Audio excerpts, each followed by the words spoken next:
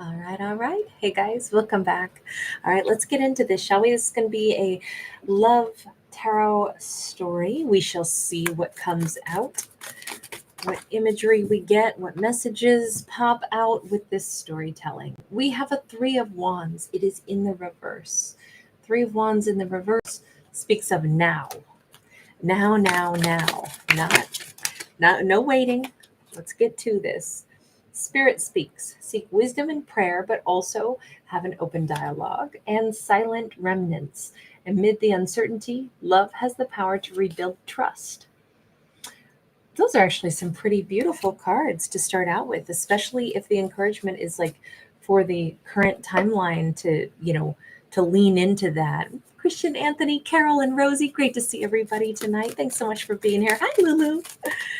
All right, so if we are starting the story with in the present timeline, it feels like somebody needs to like really get grounded and really kind of either meditate on this, pray on this, whatever they do to get their thoughts in a more positive head and heart space.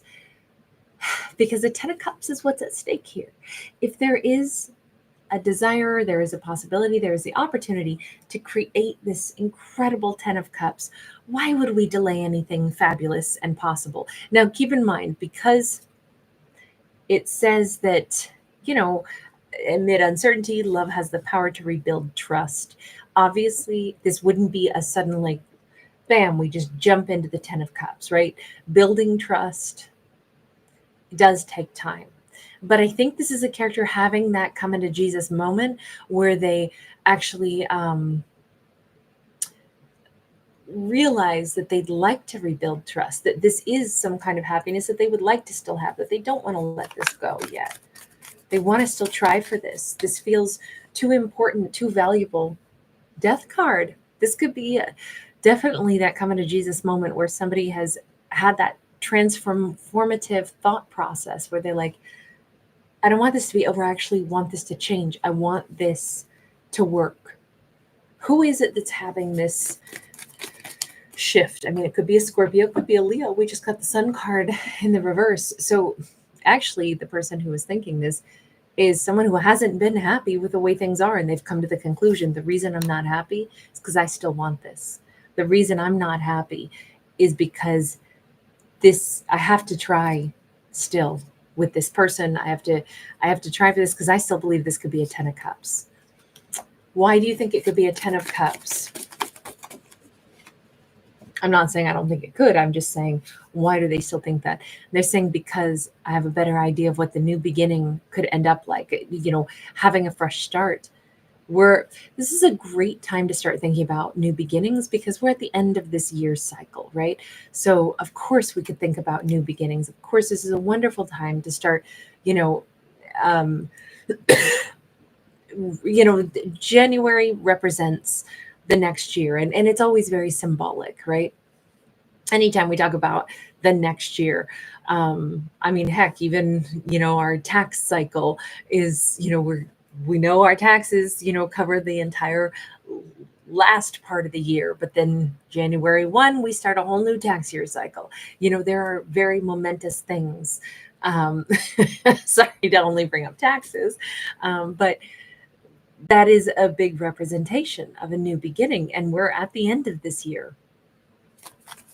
Why not start thinking about what we want to see different next year, what we would like to give energy to, what needs to change? We've also been smack dab in the middle of this full moon, which peaked yesterday, so we're still in the full moon energy, and that brings up stuff from the subconscious. So I'm not really shocked to see a storyline like this. We have an Ace of Swords that is sideways. The Ace of Swords being sideways is I don't have full clarity on how it's going to work just yet. I only know that I have to, not I could, but I have to acknowledge that I believe this could still be a 10 of Cups because I think everything could be done differently. I don't know if the other person will be amenable to this, but if they saw it the same way I do, what if we were on the same page? This could be amazing. Sorry, guys. Sorry. Okay, let's take another look. Actually, hold on.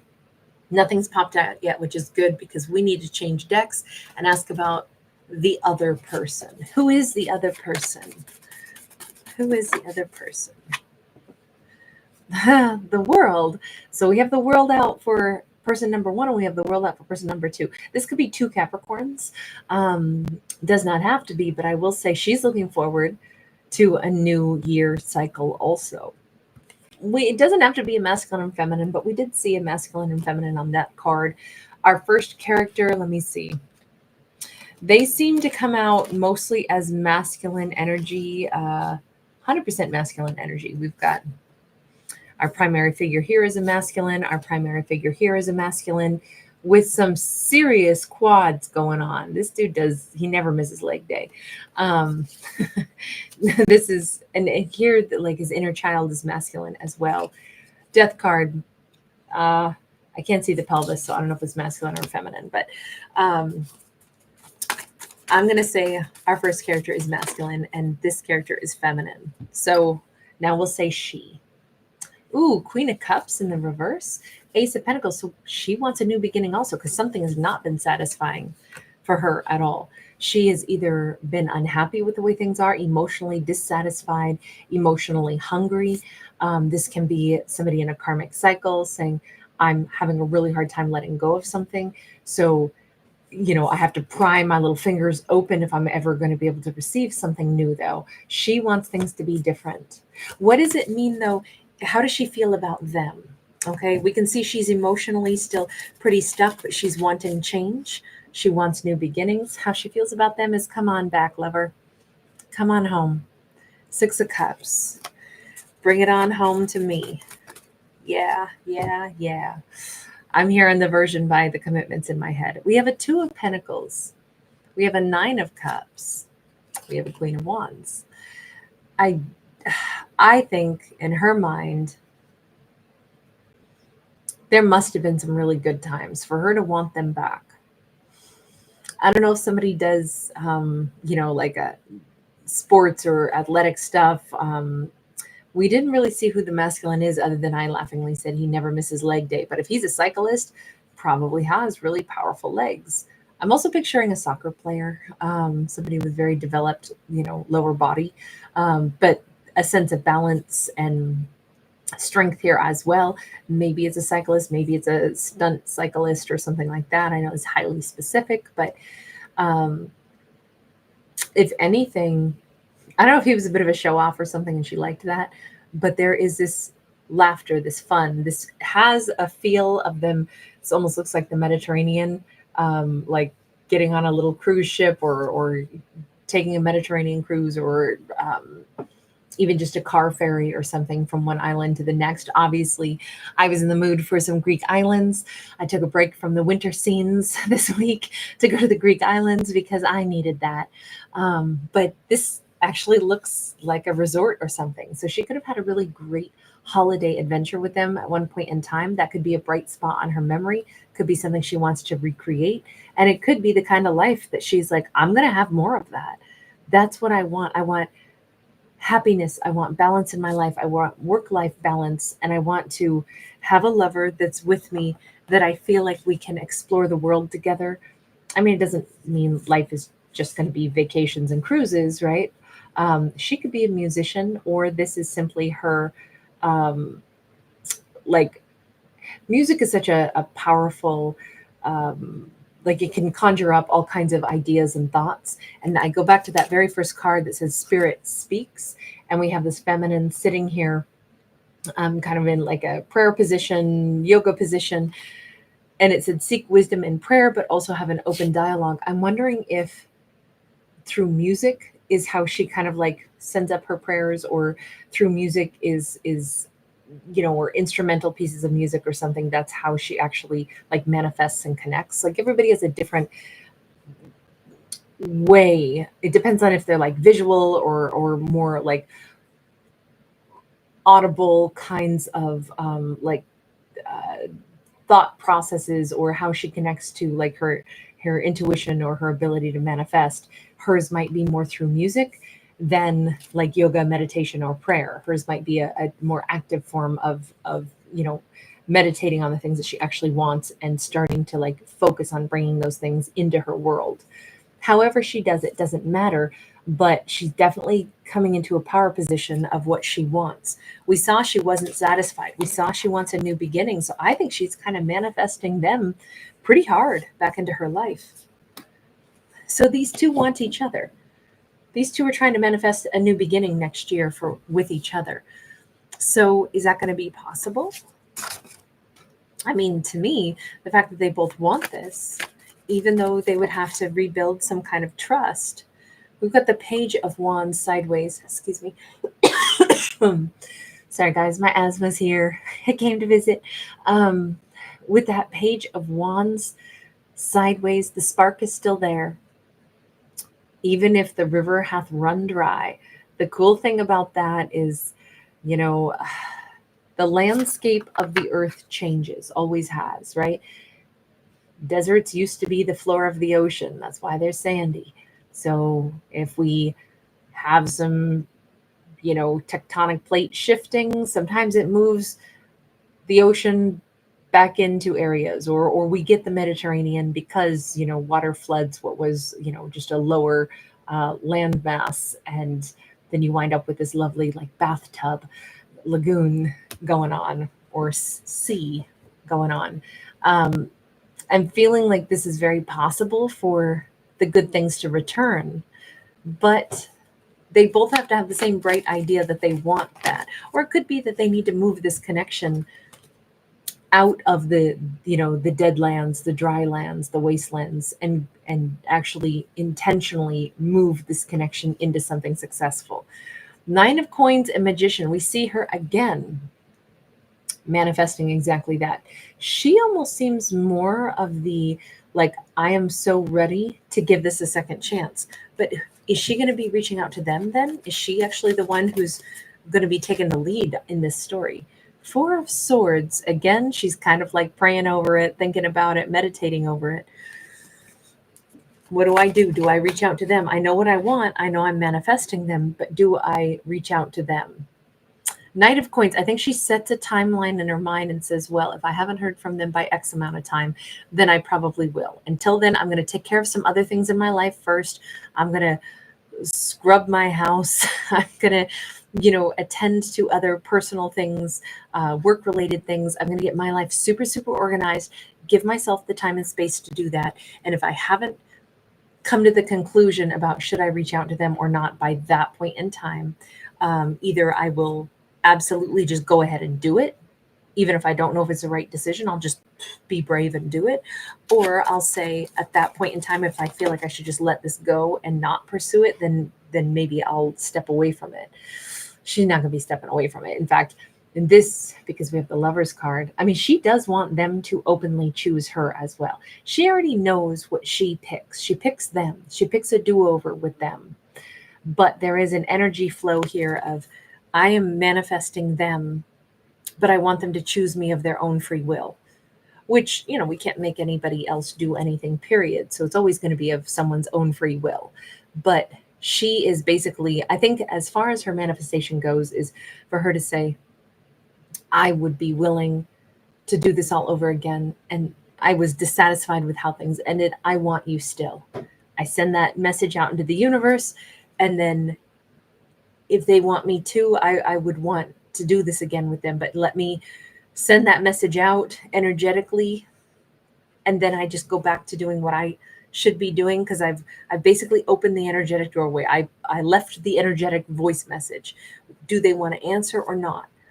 I'll give them time and space to decide. It feels like that's her approach. Let's see about theirs.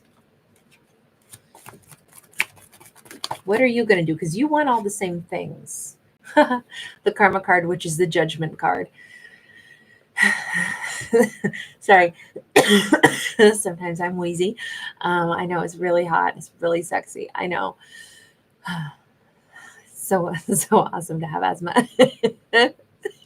This is the full moon again on this card. So it makes me think that we're back to looking at this connection as the timeline here for him, he might be saying, I got the energetic voice message that she left me, that she wants a new beginning too.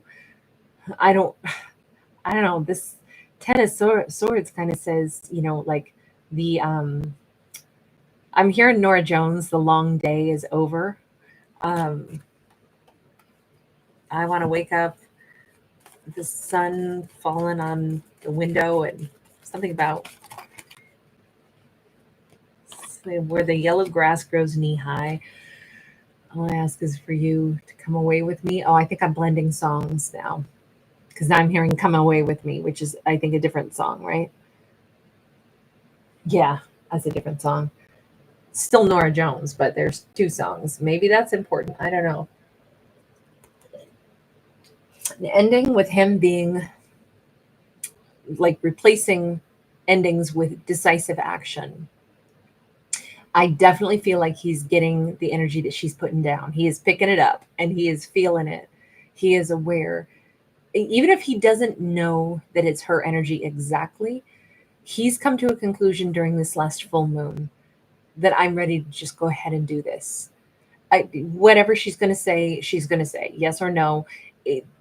She has the right to say yes or no, but I'm done being in silence. I'm done not saying what I want. An emperor says what he wants. It doesn't mean he always gets it, but he definitely says what he wants. Emperors aren't like timid. They don't, maybe, I don't know. I was kind of thinking like emperors do not operate that way. Emperors may be slow to speak, but let me tell you, they lay it on the line. They say what they need to say.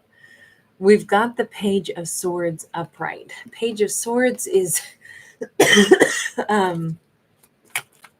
he's starting to look, what is he looking at? Page of Pentacles. He's looking at, I wanted to first say flights. He's looking at spring. He's looking at when is a good time. He's looking at travel. He's looking at when do I go? He made the decision yesterday. But when he does this is contingent with, I want to say like when the baby goats are born, as it feels like springtime. This is very much a spring energy with the pentacle there. Let me see. Ace of Pentacles. Spring is associated with new beginnings, but so too can be January, and they had the World card already. So I might be wrong about that. It might just be, this is a magnolia tree blooming, but they stay bloomed a really long time, but they don't bloom very early. I don't know. On the timeline here, I can only see that he is investigating when is the best time. So I don't know if he has to check the weather or there's some reason that he has to check the time. King of Cups. Maybe he's got to check his schedule for his work schedule. When will he have the opportunity? Maybe he's checking her work schedule. We're right in the holiday season, so there's a lot that goes on in a holiday season. I can understand why he'd be looking into when is a feasible time. I do not feel like this happens before the holidays for this duo. This feels like it's going to be after the holidays. But in the meantime, his emotions are just kind of like continuing to like increase.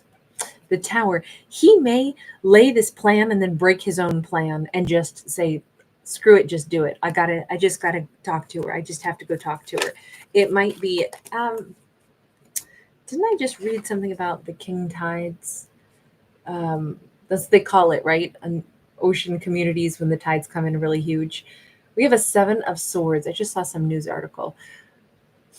He's lying to himself. He's acting like he has to wait to a certain time, and he's not going to wait. He's laying the plans as if he is. He's investigating when is the best time. Maybe not till springtime, or maybe in the new year, but certainly not sooner than that. And then I think it's just going to be sudden and impulsive, and it's just going to be, and I think it was always going to be this way. He's been lying to himself.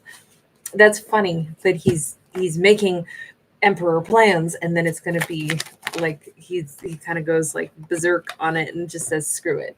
We got the Star upright. Doesn't matter what distance there is. This may have travel involved.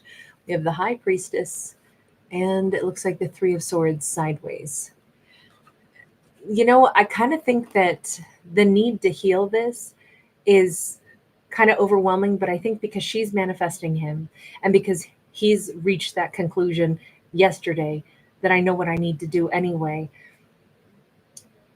I think the energetic memo between the two of them is sufficient to say once they both realized what they want, what they're asking for, even though they haven't even spoken yet, when two people are on the same wavelength, I think that's why it's like, well, we can play this cool.